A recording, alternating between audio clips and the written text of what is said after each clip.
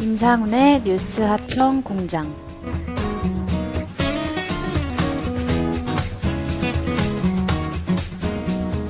네, 안녕하십니까. 오늘은 우리 사회 요즘에 그 가장 큰 핫한 이슈가 되고 있죠. 이 암호화 화폐, 그 관련해서 이제 방송에서 했던 이야기들, 그리고 못다한 이야기들 좀 짚어볼까 합니다. 그 암호화 화폐, 이게 지금 국내에서 가장 큰 이슈이기도 하고, 그러다 보니까 전 세계에서 이게 외신들이 한국 관련해서 주목하고 있는 몇 가지, 그 중에 하나이기도 합니다. 그러니까 지금 외신들이 주목하고 있는 한국의 현재의 그 이슈, 뭐가 있냐면은 이 지금 말씀드린 것처럼 암호화 화폐, 그러니까 비트코인 관련 이야기죠. 그 다음에 물론 평창 올림픽, 그리고 평창 올림픽과 관련해서 남북 간의 그 대화, 이것이 이제 전 세계가 가장 지금 관심을 가지고 한반도 관련해서 이제 보고 있는 내용인데, 자, 그래서 이제 오늘은 비트코인, 암호화 화폐, 가상화폐, 이 이야기를 해보려고 하는데요. 일단 제가 방송에서도 얘기를 했습니다만은 영국의 가디언이라는 신문 아시죠? 그 신문이 11일자 신문에서 이제 언급을 했어요. 그 한국의 가상화폐 열풍과 관련해서 워렌 버핏 있죠? 투자의 귀재다 이렇게 불리는 그 사람의 말을 인용을 했어요. 뭐라고 했냐면은 이 사람이 암호화폐의 끝은 좋지 않을 것이라는, 그렇게 좋지 않을 것이라고 거의 확신할 수 있다 이렇게 얘기를 했는데, 그 말이 뭐 맞게 될지 아니면은 틀린 예상이 될지 그거는 우리가 나중에 볼 수 있겠지만, 어쨌든 이 암호화폐가 지금 가장 큰 이슈가 되고 있다는 것은 확실하다는 것이죠. 전체적으로 외신들이 우리나라 가상화폐 논란 관련해서 이 논쟁 이런 것들을 보도하는 걸 보면서 드는 생각은요, 앞으로 전 세계에서 다른 나라에서도 벌어질 수 있는 일을 한국에서 먼저 보고 있다, 그런 느낌을 제가 받았습니다.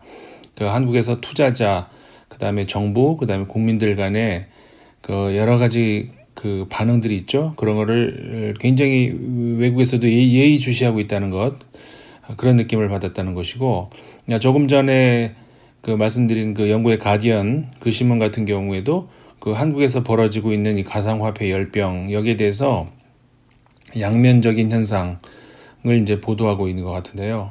그러니까 일단 한국 정부가 이 제재 수위를 높인다, 관심을 가지고 지켜본다, 이런 건 어쨌든 여기 뭔가 있구나. 다시 말해서 정말 여기에다 모험을 걸어볼 수 있는 사람은 한번 진지하게 투자해볼 만한 가치가 있는 것 아닌가, 이렇게 생각할 수도 있다는 것이죠. 근데 그 이야기는 그러니까 두 가지로, 그러니까 앞뒤면이 있을 수 있는 건데, 역행 논리라는 거죠. 한마디로 역행 논리. 그러니까는 굉장히 위험할 수 있다는 것이죠. 대박을 칠 수도 있겠지만 그만큼 감수를 해야 된다. 우리가 이제 단순히 투자의 논리로만 하자면, 근데 이제 같은 투자의 논리에서도 안전 논리로 하자면은, 이 가디언 신문은 뭐라고 하느냐면은 다른 투자 상품을 알아보는 게 더 나을 것이다. 그러니까는 진짜 비트코인을 좋아하는 사람이라면, 비트코인의 신봉자들이라면은 살 수 있다는 거죠. 근데 대신에 롤러코스터를 탈 수 있다는 거죠. 그만큼 심장이 쫄깃해질 수 있는 거고, 그렇게 하면서 오래 장기적으로 기다리고 있다가 회복될 때까지 기다렸다가 그때 가서 승부를 볼 수도 있겠지만, 이게 이제 꼭 한국 정부가 아니더라도 현재의 한국에서 벌어지고 이런 상황이 다른 나라에서도 벌어지고 있다면은 이걸 손 놓고 있는 그런 정부는 없을 거라는 거죠. 왜냐하면은 정부라고 하는 것이 존재의 이유가 그거 아닙니까? 모험을 하겠다는 게 정부가 아니잖아요. 원래 국가라는 것이 국가의 성립이 그거 아니에요? 국민들, 그러니까 구성원들이 세금을 내고 대신에 지켜달라 이거죠. 다시 말해서 그게 이제 국가가 존재해야 할 첫 번째 이유이기 때문에 당연히 그래서 이제 국가가 화폐를 발행한다면은 그 화폐의 안정화, 이게 이제 국가가 관심을 가져야 되는 첫 번째 이유니까,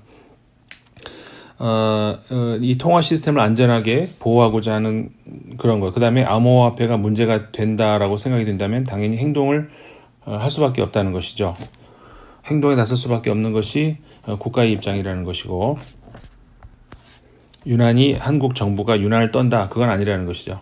그게 이제 가디언 신문에서의 이야기였고, 그리고 암호화 화폐에 대한 제재를 반대하는 쪽 이야기에서 가장 많이 나오는 게 그거죠. 기술의 발전에 따른 그 암호화폐의 지각 변동을 제재라고 하는 인위적인 조치로 막을 수 있느냐, 그런 어불성설이다, 이렇게 주장을 많이 하는데, 이런 가상화폐를 놓고 벌어지고 있는 논쟁 중에서 제가 생각하기에는 뭔가 논리적인 혼동이 있는 것 같다, 이런 생각이 드는데요.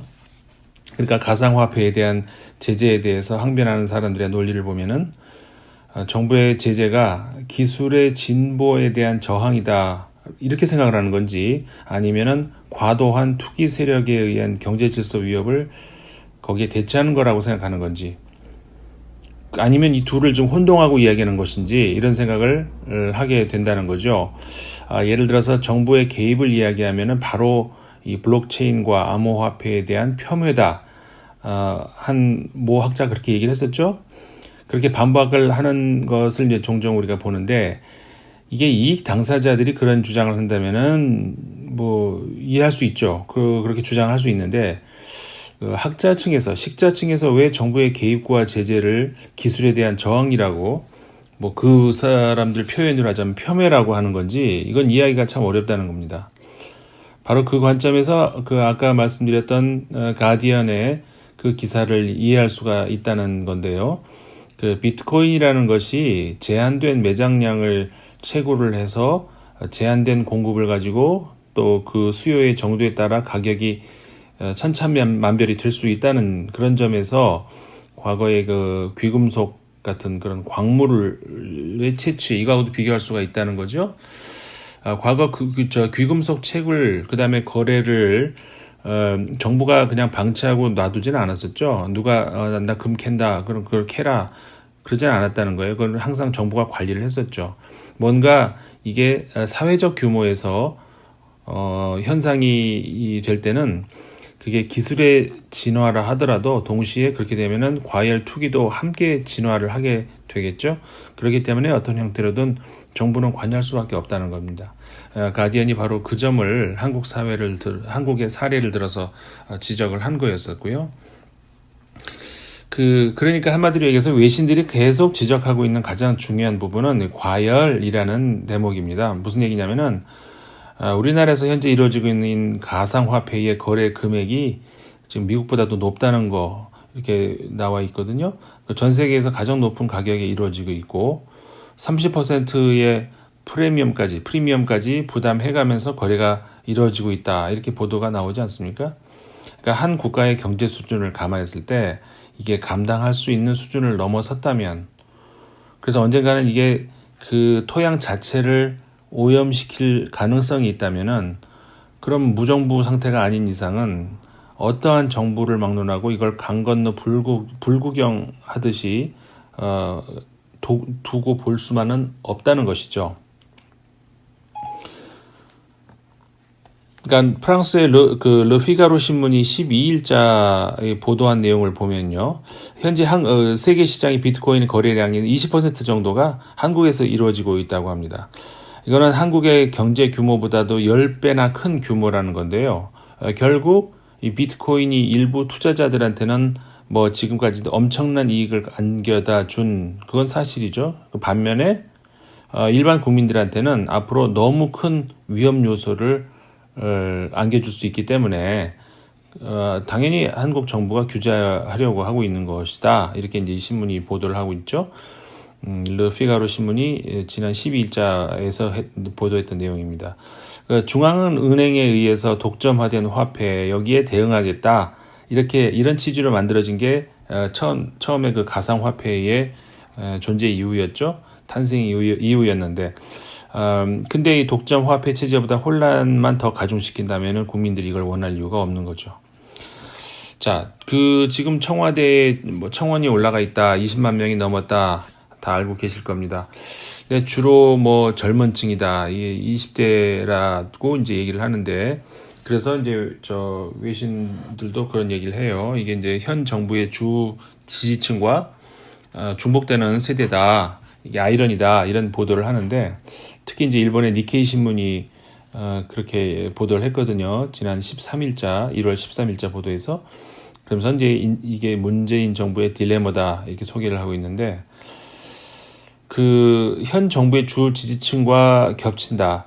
글쎄요. 근데 물론 청와대 청원에 20만 명이 넘었다고 하는데, 청원을 한 사람들이 청원을 하는 그 논리를 가지고 똑같이 현 정부를 지지했던 그 지지층일까? 그거에 대해서는 저도 뭐라고 확신을 할 수 없습니다. 정확한 조사기관, 여론조사기관이든 한번 시험을 해볼 필요가 있는데, 꼭 그런 것 같지만은 않고요. 제 생각입니다. 이거는. 무슨 얘기냐면은 청와대에 올라온 청원에 이렇게 문구가 되어 있죠. 단 한 번이라도 정부가 국민들에게 꿈을 꾸게 해본 적이 있느냐. 그렇죠? 그거를 현 정부한테 물어볼 일인가요? 어쨌든 그리고 또 투자는 개인이 성공하든 실패하든 개인의 책임이다, 이런 주장도 있죠. 근데 개인이 만약에 집단이 된다면 그럼 그 실패는 사회적 문제가 된다는 거 아닙니까? 그러면은 사회가 그걸 방치할 수는 없는 거 아니겠어요? 니케이 신문이 이 점에 집중을 하면서 이 한국 서민의 꿈이 일확천금을 노려서 흙수저를 탈출하는 것이다, 이렇게 소개를 하고 있거든요. 우리 한국 사회의 어두운 면을 어떻게 보면 정확히 짚었다, 이렇게 얘기할 수도 있는데, 이 한국 서민의 꿈이 일확천금을 노려서 흙수저를 탈출하는 거다. 이게 과연 한 사회가 독려하고 지향해야 될 서민의 꿈이라고 할 수가 있겠습니까? 우리 사회가 뭔가 좀 지표를 잘못 잡고 있는 것은 아닌가, 이렇게 자문을 해볼 수밖에 없는 거라는 거죠. 밖에서 보는 외신의 시각이 바로 그래서 우리가 필요한 것이기도 하고요. 가까이서 보이지 않는 이런 면을 멀리서 떨어져 있는 시각으로 짚어볼 수가 있다는 그런 외신의 시각이, 그런 장점도 있을 겁니다. 근데 이제 이런 문제를 젊은 세대만의 문제고 그 젊은 세대가 불건전한 생각을 가지고 있다, 이렇게 일방적으로 매도를 할 수 있겠는가, 이 문제. 그러니까 이 니케이 신문에 조금 전에 제가 소개해드린 그 기사를 읽으면은 이들 청년들이 가지고 있는 기성세대에 대한 거대한 불만, 이게 그 안에 함께 숨어 있을 수 있다, 이런 생각을 하게 된다는 겁니다. 그러니까 말하자면은 지금 젊은 세대는 가상화폐를 놓고 일확천금을 꿈꾸고 있다. 근데 이게 지금 젊은 세대가 아니라, 보세요. 현재의 장년, 노년층, 이 분들은 과거 이들이 젊은 시절에 부동산을 놓고 또 역시 똑같이 노동 가치와 비교할 수 없는 비정상적인 이익 구조를 이 투기에서 찾았다는 거죠. 그렇죠? 이들 세대가 지금과 같은 가격으로 상승하기 전에 낮은 가격으로 아파트를 구입해서 가격을 올려놓고 더 이상 들어갈 수 없는 그런 가격을 만들어 놓고 그 안에 안전하게 들어가 있죠? 근데 밖에서는 어때요? 평생 이래도 그 안으로 절대 진입할 수 없는 그런 가격이 돼 있죠? 그런 거대한 성체 같은 아파트를 밖에서 바라보고 있는 젊은 세대. 이들은 그 안으로 진입할 수 없는 그 상태에서 진입할 수 있는 방법 역시 이제 찾고 있는 거 아니겠습니까? 그 기성세대처럼 말이죠. 근데 그러니까 한마디로 뭔가 한 방을 찾는 사회, 우리 사회의 한 단면이죠. 뭔가 한 방, 고시, 부동산, 이런 것들이 차곡차곡 뭔가 쌓아지는 그런 것이 아니고 한 방에 뭔가를 이루겠다, 이런 심리에서 나온 그런 현상들이라고 할 수가 있는데, 이 젊은이들이 뭔가 한 방을 찾을 때 여기에 가상화폐가 나타났다는 거죠. 그러니까 기존 체제에 대한 쌓인 불만이 이 비트코인과 관련해서 그 비트코인의 제재에 대한 그런 반발로 나왔다, 이런 분석이 가능하다는 거죠. 지금 여전히 서울 일부 지역 아파트, 강남 아파트 같은 경우에는 계속 상승하고 있다는 강남 불패 여전히 나오고 있죠. 그런 걸 보면서 비트코인 시장 규제가 이제 있을 것이다 이런 얘기가 나오면은 과연 젊은 세대들이 어떻게 받아들일까? 바로 그 문제라는 거죠. 그러니까 오르는 아파트 가격이 만드는 그림자만큼 우리 사회에 그만큼 어두운 그늘이 짙어질 수밖에 없는 건데, 따라서 이들 젊은 세대의 일부가 이 가상 화폐로 달려들면서 일확천금의 꿈을 꾸는 거, 그거를 과연 글쎄요, 젊은 세대가 뭐 철이 없다 이렇게 누가 그들한테 돌을 던질 수 있겠냐는 거죠. 이미 우리 사회는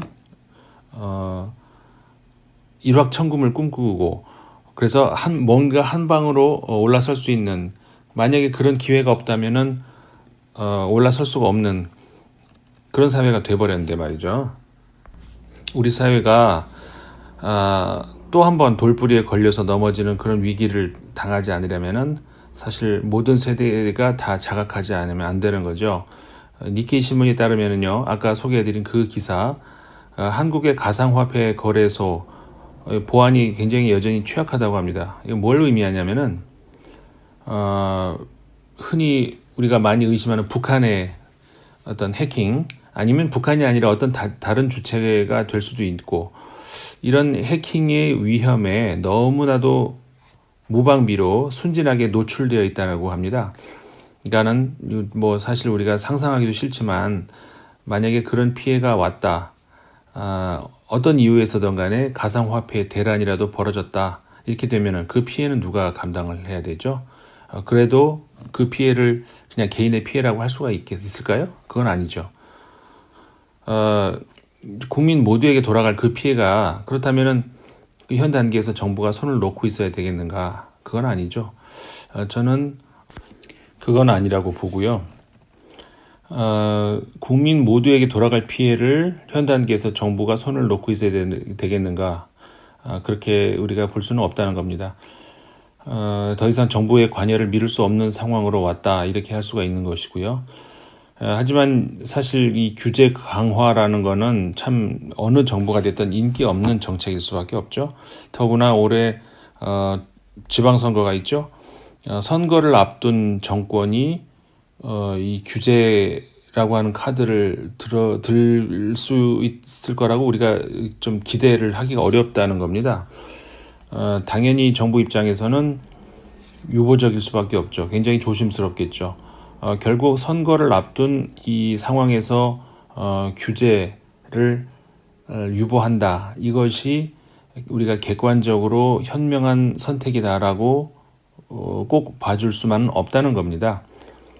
그러겠죠? 그러면은 결국 국민이, 주권자인 국민이 관심을 가지고 지켜봐야 할 수밖에 없는 건데, 우리 사실 촛불 이후에 국민 주권 이 이야기 많이 하죠. 그래서 실제로 정부 정책에 많이 관여도 하고, 어떤 의미에서는 청와대에 올라오는 청원들도 그 같은 맥락이라고 할 수가 있고요.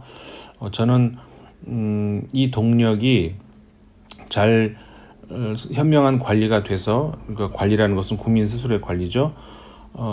직접 민주주의에 가까운 형태로 나갈 수 있는 그런 힘이 되기를 저는 이제 우리 한국 국민의 한 사람으로서 바라고 있는 건데, 이런 국민 주권 이야기를 우리가 한다면은 그 책임에 대한 주권도 같이 생각을 해봐야 될 때가 아닌가 이런 생각을 합니다. 그러니까는 그 이익에 대한 주권 당연히 찾아야죠. 이 차원에서의 주권자로서의 국민도 생각을 해야 되겠지만, 거기에 따르는 책임에 대한 주권 역시 같이 생각을 해봐야 된다는 겁니다. 인문학적으로 그 우리 실존주의라는 것이 있죠. 그 뭐냐면은 저 멀리에 있는 어떤 무언가 절대적인 그 힘, 거기에 의존을 하지 않고, 그 뭔가 멀리에 있는 그 힘이 그 신이든 아니면 인간이든 거기에 의존하지 않고 내가 스스로 판단을 한다는, 그게 결국 실존주의거든요. 내 실존의 책임을 내가 진다는 것. 다시 말하면은 자유도 실존이라고 하는 것에 포함이 되지만, 거기에 따른 책임 역시 실존이라고 하는 것의 가장 중요한 핵심이 되는 겁니다. 결국은 이익뿐만이 아니라 책임까지도 주권자가 생각을 해야 되는 문제라는 것이죠. 이 시점에서 이 주권자로서의 우리 국민이 생각해 볼 중요한 문제 아닌가 생각이 됩니다. 오늘은 이 비트코인 관련해서 한국 사회에서 벌어지고 있는 이 논란과 관련해서 말씀을 드렸고요. 다음에 또 다른 주제로 만나 뵙기로 하죠. 고맙습니다.